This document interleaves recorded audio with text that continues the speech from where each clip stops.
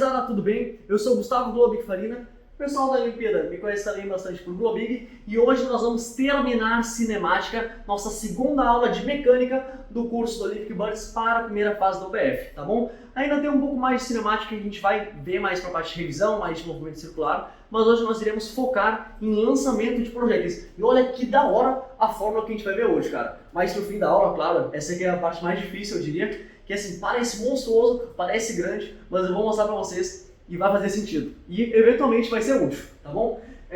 Algumas coisas só comunicando, a partir de agora as aulas vão ter um material com as questões em PDF, tá? E essa primeira aula eu não consegui fazer a tempo, mas nas próximas vai ter o solucionário também, ok? Porque eu sei que tem gente que gosta de acompanhar a aula, ver o material, eu mesmo sou assim, então a gente vai ter esse material para te ajudar nos seus estudos, certo? Algumas coisas, dúvidas, não entendi isso aqui da aula, tudo bem, só comentar, eu irei responder. Pedido de questão do BF. Globig, queria que tu fizesse tal e tal questão do BF de tal ano, beleza, só mandar aí, eu tenho meu banco de questões que eu penso que vai ser melhor ou pior para a aula, eu não pego todas as questões, né, mas eu vou colocar como prioridade ali nas ideias que eu tenho e eventualmente vou catar a sugestão se entrar bem no contexto da aula, tá bom? Algumas coisas mais, segue aí a gente no Insta, no grupo do Zap, que não se entra no grupo do Zap no caso, né, que vai estar aqui embaixo, porque esses canais a gente comunica quando produz algum material, quando produz algum vídeo, e daí tu vai saber assim logo de cara e vai poder aproveitar. A gente está tendo também as aulas do William para o OBF de primeira fase, ele está pegando mais termodinâmica e depois vai para ondas, e também as aulas de JobMap, que está muito focado e realmente, gurizada, tá valendo a pena, tá? Eu vi essas aulas, eu posso garantir isso.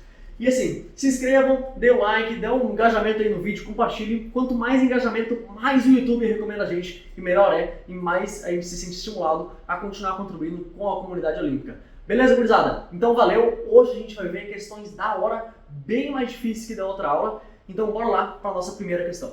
Uma pequena pedra é lançada verticalmente para cima. Quando ela está no ponto mais alto de sua trajetória, podemos afirmar que... Bom, vamos ver aqui como é que vai acontecer esse movimento.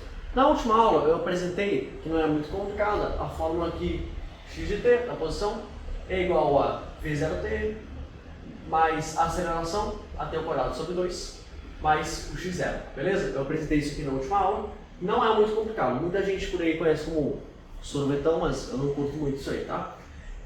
Quando a gente vai trabalhar para problemas de lançamento de projétil, a gente está levando aqui em consideração, de maneira geral, a Terra. E no contexto da Terra, a gente tem sempre o campo gravitacional apontando para baixo. Por que a gente tem o campo gravitacional apontando para baixo? Eu vou mostrar para vocês aqui. Essa fórmula aqui, ou a gente pode escrever no caso y, não faz muita diferença, a gente está falando do deslocamento no caso, né?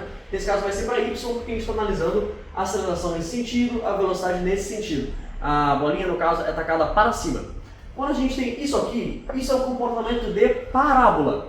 Parábola porque a gente vai ter um termo quadrático e vai ter aqui um termo linear, não tem nada ao cubo, certo? Então olha só o que acontece quando eu lanço essa caneta para cima. Ela vai para baixo. Não interessa o que tu faça, o que tu taque, se tu pular de um edifício, tu vai se esborrachar lá embaixo. Porque tu sempre vai ser direcionado para baixo. E a parábola que a gente vai ter de y em função do tempo, né? No caso em metros talvez, e o tempo em segundo, a gente vai ter sempre alguma coisa desse tipo aqui, tá? Uma parábola apontando para baixo. Ou talvez mais de cima, ou talvez assim, sempre assim. Com o quê? Com a concavidade apontada para baixo.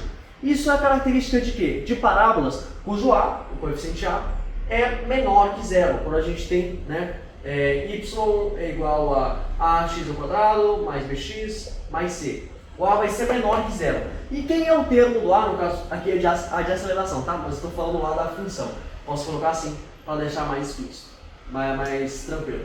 O que acontece? Isso quer dizer que este termo aqui vai ser negativo. Obviamente 2 é maior que zero, né? Então a gente vai ter que a aceleração é para baixo, ela é negativa. Quando tu trabalha em questões com aceleração do campo gravitacional, o campo gravitacional está apontando para baixo, portanto ele é negativo quando a gente toma, né, esse sentido para cá como positivo.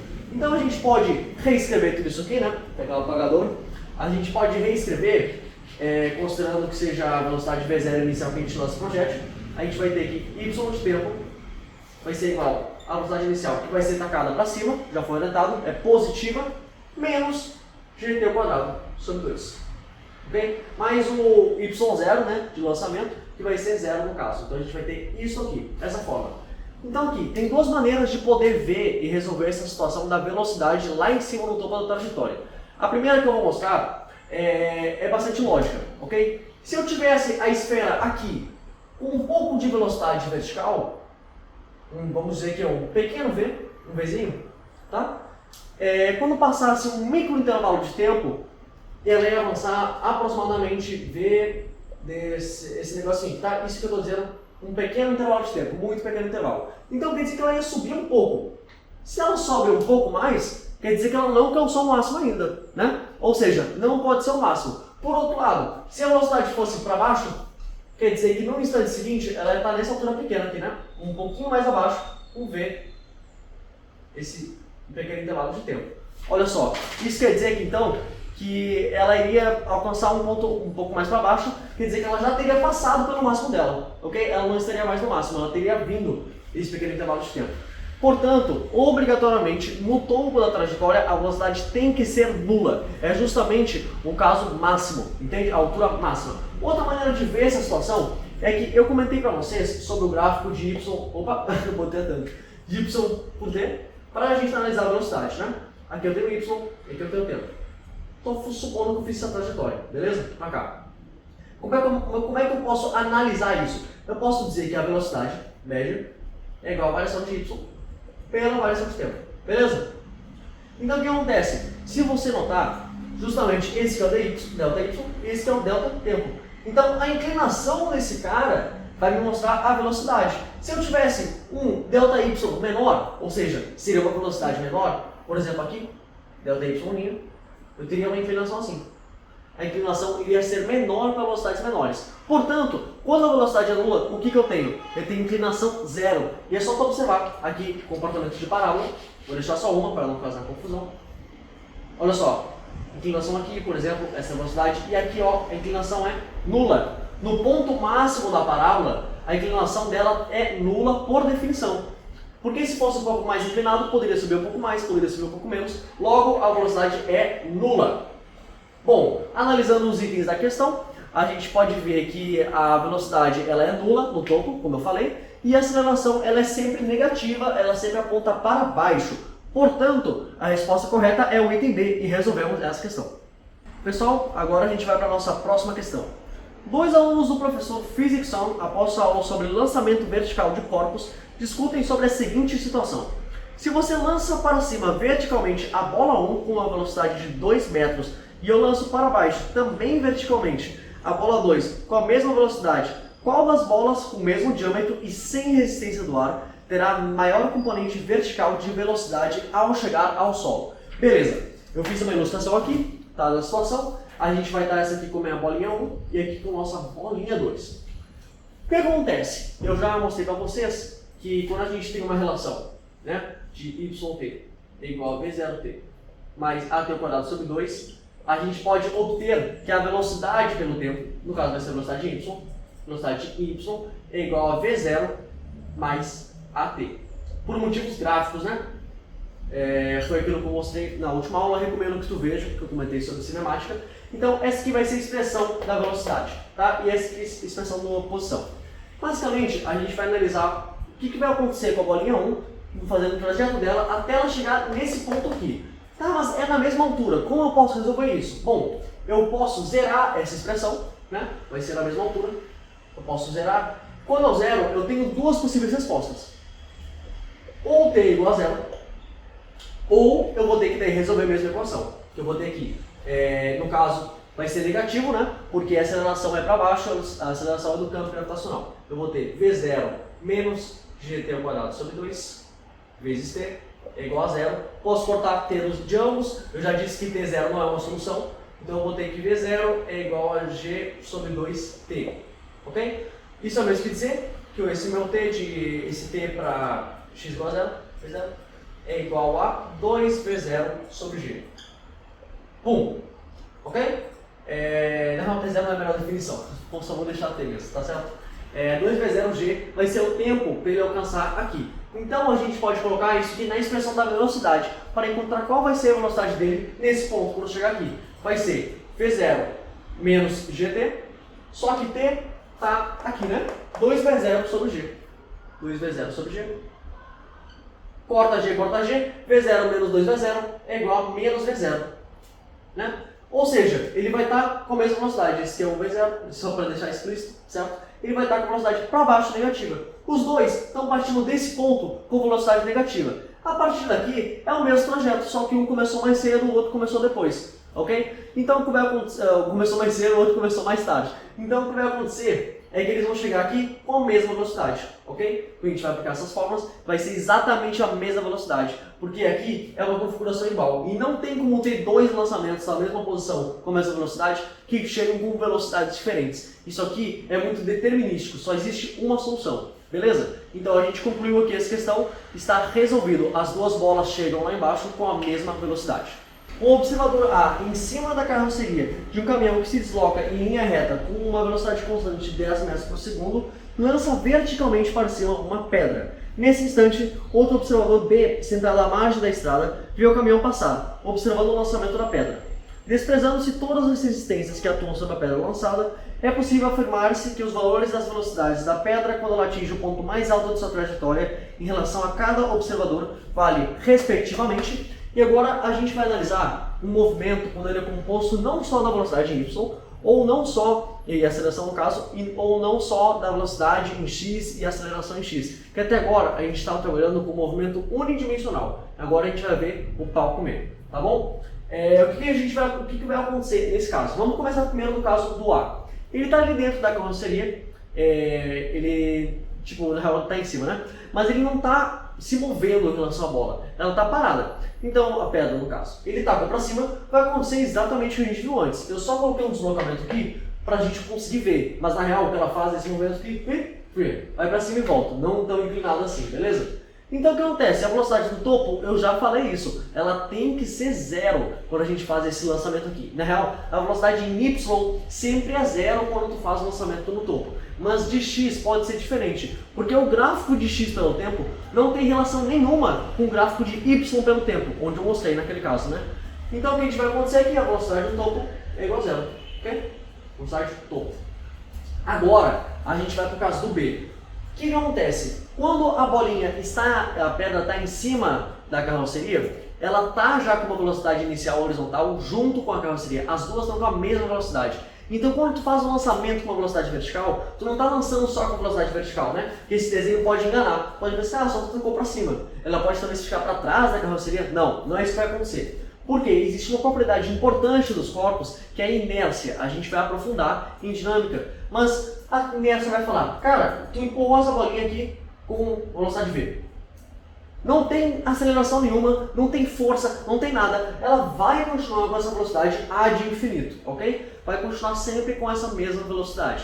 Então o que vai acontecer é que quando tu taca essa bolinha para cima, ela continua com a velocidade horizontal. Então tu está fazendo na realidade um lançamento desse tipo, tá? Do referencial do B, ok? Porque ele está com uma velocidade relativa em relação ao projétil. A pedra vai ser lançada assim, com essa velocidade. E vai ter uma inclinação. Aqui vai ser o meu V0x, ou seja, a velocidade inicial horizontal, e aqui vai ser a velocidade inicial na vertical. Ok? Isso aqui é o meu V0. Ele é inclinado, vai ter uma inclinação θ, aqui θ, ele é lançado nessa direção inclinada. Então o que acontece? Quando eu chegar no topo, cheguei aqui no topo, Vy é zero. E como não tem nenhuma aceleração na sentido horizontal, nunca vai ver a terra puxando uma pessoa para o lado, né? Eu vou soltar o apagador. Ele não vai para o lado, ele vai cair para baixo somente. No caso, ele foi um pouco para o lado mesmo, né? Porque eu taquei errado, ó. Ele vai para baixo. Portanto, vai se conservar. Então, a velocidade inicial que ele tinha vai ser exatamente a velocidade que ele vai ter aqui, V0x. Tá certo? Então o que vai acontecer? Ele começou com 10 metros por segundo, a velocidade no topo dele vai ser 10 metros por segundo no eixo x. Portanto, conclusão final da questão. Referencial do A, velocidade total é nula no ponto máximo da trajetória, e para o B, a velocidade horizontal é de 10 metros por segundo e a velocidade vertical é de 0 metros por segundo. Vamos agora para a próxima questão. Ok, essa questão aqui ela vai ser um pouco mais complicada e ela pode dar mais trabalho. E é aqui que eu vou mostrar para vocês agora aquela relação que eu mostrei lá no início da aula e explicar ela e por que ela pode ser útil em algumas questões, ok? Procurando atingir a outra margem de um rio, o garoto representado na figura chuta uma bola de massa M com uma velocidade de valor V0 atingindo ao ponto A da figura. a 40 metros de distância da base. Desprezando-se as resistências viscosas e considerando-se que ele se encontra a uma altura de 20 metros em relação ao nível do ponto desejado, o módulo aproximado dessa velocidade será... E aqui eu quero fazer uma discussão um pouco mais longa, ok? Porque finalmente a gente chegou no lançamento de projétil, que a gente vai ver realmente, efetivamente, não que nem a última questão que era mais troca de referencial, tá? Mostrando como é que era para cada referencial, em relação ao eixo Y, em relação ao eixo X. Aquilo que eu comentei de inércia é muito importante se levar em conta. O que acontece em X não interfere em Y, o que acontece em Y não interfere em X, são coisas independentes, não dependem um do outro. Aqui não tem nenhuma aceleração, então a gente pode definir justamente aquela forma que x de tempo é igual a v0x, velocidade inicial aqui, vezes o tempo, ok? Acabou. Isso aqui acabou, é o básico de cinemática. Agora, em y, a gente vai utilizar para quando a gente tem aceleração constante. Pum, vai dar aquela parábola que a gente já conhece. Legal, essas são as minhas duas equações. E agora, talvez você esteja perguntando, como será que eu posso relacionar o x com o y? Como é que será que eu posso fazer isso? Bom, o que tu pode fazer é colocar o tempo em função do x dessa relação, porque é uma relação bem simples, é x de t vezes uma constante vezes tempo. E tu pode jogar essa expressão do t em função do x dentro da fórmula do y, entendeu? Então o que a gente vai primeiro, primeira coisa que a gente tem que fazer, como é que eu encontro v0x, como é que eu encontro v0y? Bom, por trigonometria, isso aqui forma um triângulo, né? Não é muito complicado de ver, é um triângulo retângulo, certo? Aqui é V0, e aqui eu tenho um ângulo, opa, não precisa da vírgula, V0 e ângulo de inclinação θ. Cara, meu foco não é aprofundar a trigonometria aqui, tá bom? Mas tu pode escrever que essa medida aqui vai ser V0 vezes seno θ, porque o seno de θ é o mesmo que a cotangente oposta dividida pela hipotenusa, e aqui vai ser V0 vezes cosseno θ, né? Porque cosseno θ é o cateto adjacente dividido pela hipotenusa, ok? Então isso aqui vai ser o meu V0x, 0x, e esse aqui vai ser o meu V0y. Beleza, estamos avançando mais na questão. Então eu vou reescrever essas fórmulas, eu vou reescrever elas e deixar mais bonitinhas da seguinte forma, tá? Eu vou colocar aqui no coração da minha parábola, acho que tá legal. X de tempo é igual a V0 cosseno de θ vezes o tempo, e y de t é igual a V0 seno de θ t menos gt ao quadrado sobre 2. Ok, vamos tirar o tempo. Aqui, x de t, ou só x, né? Eu vou deixar só x, senão vai ficar muita coisa a gente escrevendo. Isso só significa que x é uma função do tempo, não é para se preocupar. V0 cosseno θ é igual ao tempo. E a gente pode jogar isso aqui para encontrar o y em função de x. Ok? Então a gente vai ter que o y em função de x é igual a V0 vezes seno θ. Vezes seno θ, desculpe, meu seno é muito feio. O Ivaguirão já xingou ele. O tempo é x sobre V0 cosseno θ. X sobre V0 cosseno θ. E aqui a gente vai ter menos g sobre 2, tempo quadrado, x ao quadrado, esse aqui também é quadrado, sobre V0 ao quadrado, cosseno quadrado de θ. Chegamos nessa expressão. Pode simplificar, corta V0, e a gente vai utilizar a noção de tangente, que por trigonometria, tangente de θ é igual a seno de θ sobre cosseno de θ. Ok? Isso que é seno, tá? Desculpe, eu escrevo muito feio mesmo, seno. Ok? Então a gente vai ter seno de θ sobre cosseno de θ, tangente de θ é igual a x vezes tangente de θ menos g de x ao quadrado sobre 2 vezes V0 ao quadrado cosseno de θ ao quadrado. Essa aqui é a minha função de y. Isso aqui é muito bom. Por que isso aqui é muito bom? Porque quando tu conseguir encontrar o x, tu pode achar o y imediatamente. Ou, se porventura tu tiver o y, tu pode achar o x, mas vai dar um pouco mais de trabalho, tu tem que resolver uma equação quadrática. Mas isso aqui é muito útil, cara. É realmente muito útil essa relação e a gente pode utilizar para resolver diversos problemas. Agora, eu vou dar um cortezinho e focar para a resolução dessa questão em específico. Bom, eu estou colocando aí de novo para relembrar vocês a questão. Existe uma maneira de resolver ela, que tu pode pegar a posição em Y, pegar a posição em X, daí tu tem a posição θ, tu vai poder fazer uma relação no tempo entre os dois, tu tem o X, tem o Y, daí vai dar um monte de conta e tu vai achar, enfim, o V0. Mas, uma maneira que eu acho mais inteligente de resolver é, só mostrando aqui, tá? Essas são as principais relações que a gente tem para poder resolver problemas de cinemática, e também Torricelli, que eu deixei aqui, não sei porque eu deixei separado, mas tudo bem. De qualquer forma, a gente pode utilizar uma coisa muito mais inteligente que eu acabei de te mostrar, que é essa fórmula aqui. Ah, mas Globig, eu não lembro dessa fórmula, ela é meio longa, ela é meio chata. Tudo bem, tu não precisa dela para resolver os problemas. Às vezes tu precisa, né? Mas mais para a segunda fase, terceira. E olha lá, aqui não vai ser necessário saber de cor. Mas, mesmo para demonstrar, é muito simples, foi aquilo que eu mostrei. Tu pega x igual a v0 cosseno θ vezes o tempo, pum, pega o tempo em função de x, joga na expressão de y, acabou, surgiu aqui sem erro. Lembrando que isso aqui sempre, né, é a variação. Se tu quiser achar mesmo o y, tu pode colocar, estou lançando aqui de 20 metros, eu quero colocar essa aqui com minha origem y, então eu vou adicionar um termo de 20 metros. Mas eu gosto de trabalhar mais assim, né, aqui é meu zero. Então, se eu vou cair 20 para baixo, vai ser menos 20. O meu y vai ser menos 20. E olha só que interessante, usando essa relação aqui, a gente tem o y, olha só que coisa boa. A gente tem o x, coisa boa. Então a gente θ, temos, porque a gente tem θ. Temos cosseno de θ, maravilha. Temos g, temos x ao quadrado. Só sobrou o v0 ao quadrado. É só uma expressão e a gente consegue essa desgraça, tá bom? Então a gente vai utilizar y, menos 20, igual a tangente de 60 graus, raiz de 3. Raiz de 3 vezes x positivo, aqui é 40, né? A questão fala, vezes 40. Beleza. Menos g, 10, x ao quadrado, 40 ao quadrado, sobre 2 vezes v0 ao quadrado, que é o que a gente quer encontrar. Cosseno de 60 é 1 sobre 2, ou seja, ao quadrado 1 sobre 4. Muito bem, eu vou pegar a calculadora aqui para fazer caiu o apagador, viu? Ele deu uma apagada aí. Fazer as contas aqui, vai dar menos 20, menos raiz de 3 vezes 40. Os dois lados são negativos, então eu vou ter uma expressão que vai dar aqui, né? Eu estou usando raiz de 3 porque eu não sei qual aproximação que eles utilizaram na prova. Sempre tem, eu só peguei a questão. Mas eles informam lá na abertura da prova quais são as aproximações que tu pode utilizar. E tu tem que usar elas, até porque se tu não usar, primeiro que não pode usar calculadora, na primeira fase. Mas, se tu utilizar, tu pode acabar te dando mal, porque tu pode usar uma aproximação errada e não bater exatamente com a resposta do gabarito, ok?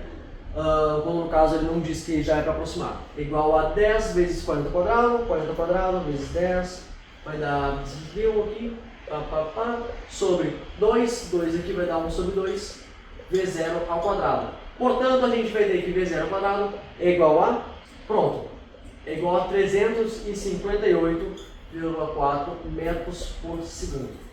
Ok? Vou tirar a raiz desse termo, eu vou ter que v0 é igual a 18,93 metros por segundo. Está resolvida a questão. E agora esse é um ponto muito importante que eu preciso falar, tá bom? Se tu perceber com as questões, a alternativa que mais bate com o que a gente fez, que a gente não fez nenhum erro de conta.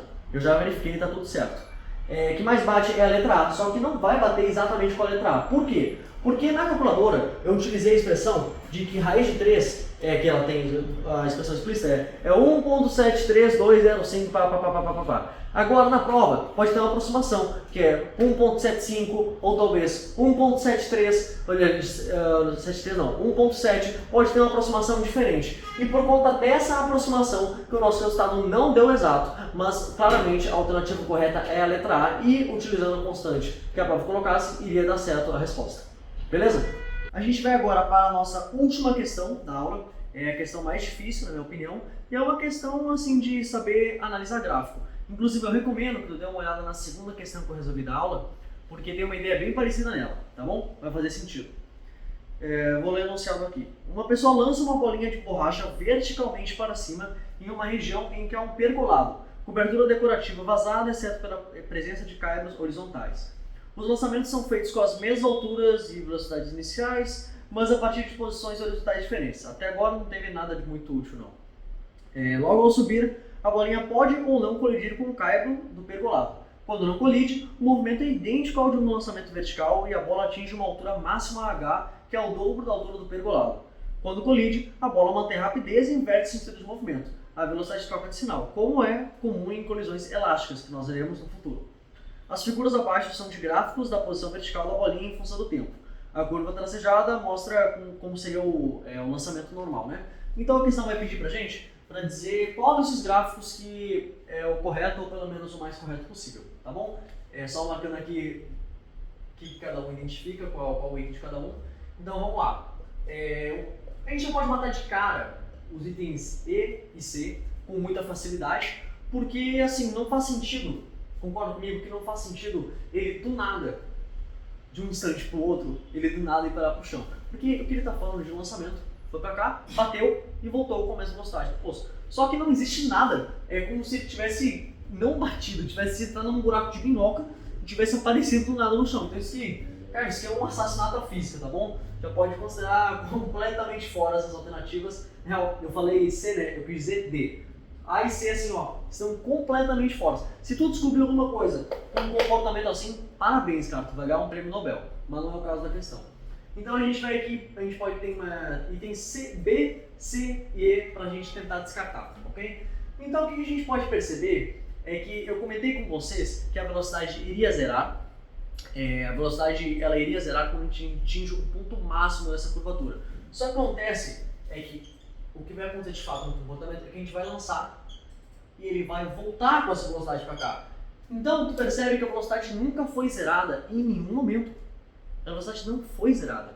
E outra coisa que a gente também pode perceber, esse primeiro motivo pelos quais o item B e C estão errados, a velocidade não zera, e eles mostram por esses pontos que foi zerado. Uma segunda coisa que a gente também pode perceber, que não faz sentido, é porque todos esses lançamentos foram lançados com as mesmas propriedades, de atingir a mesma altura, porque foi a mesma velocidade, então não faz sentido ele atingir a altura aqui no ponto deslocado, entendeu? O tempo da trajetória normal, vamos supor assim, essa é a trajetória normal. Então ele vai seguir essa porção da trajetória normal até que ocorra a colisão. Só que eles não seguem, é um comportamento diferente. Então a gente pode automaticamente eliminar os itens C e o item B. Como é que a gente pode tentar entender essa questão? A gente pode tentar entender ela como se fosse um gap, como se tivesse feito um gap de tempo na formação da parábola. Como assim? A gente viu pela questão 2 que quando o negócio está com uma velocidade aqui, né, velocidade desse mesmo módulo, uma para cima, no caso, uma para baixo, elas estão na mesma altura. Então, vai conectar nesse mesmo ponto. Então, olha só, isso aqui é como se a gente tivesse pego essa parábola aqui, e tivesse cortado fora essa parte. Cortou fora essa parte. Por quê? Porque pulou esse intervalo de tempo. Já foi para outra altura, com uma mesma altura o gráfico fica conectado, fica bonitinho, onde a velocidade é para baixo. Então, tu pode perceber que quem é mais parecido quando junta essas duas partes, né? Cortou fora isso. É justamente o gráfico do item E, portanto, o item E é o correto e nós resolvemos a última questão. Então é isso, gurizada, encerramos a aula, acabamos cinemática e próxima aula iremos para dinâmica, vamos ver de onde é que surge a aceleração que a gente usou tanto nessas questões, relação com massa, inércia, força, a gente vai ver um monte de coisa da hora, beleza? Então aí já faz aquele apoio, se inscrever, curtir, eu sei que eu já falei no início, mas tem gente que pula a introdução, que nem eu, então agora tu vai estar lembrado. Beleza, gurizada? Valeu, viu?